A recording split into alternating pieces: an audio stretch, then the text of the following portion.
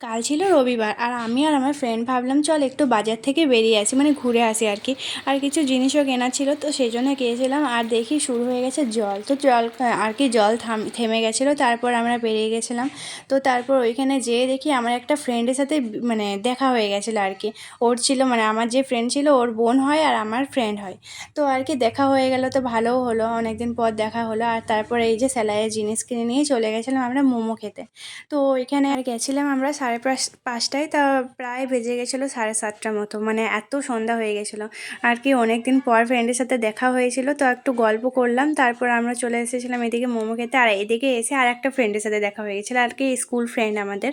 তারপর আমরা মোমো খেয়ে চলে গেছিলাম কেকের দোকানে, কারণ আমার এই মাসেই জন্মদিন পেরিয়েছে আর আমার ফ্রেন্ডেরও পেরিয়েছে। তো আমার জন্মদিন তো বাড়িতে সেলিব্রেট করেছিলাম, মানে ছোটোখাটো আর কি।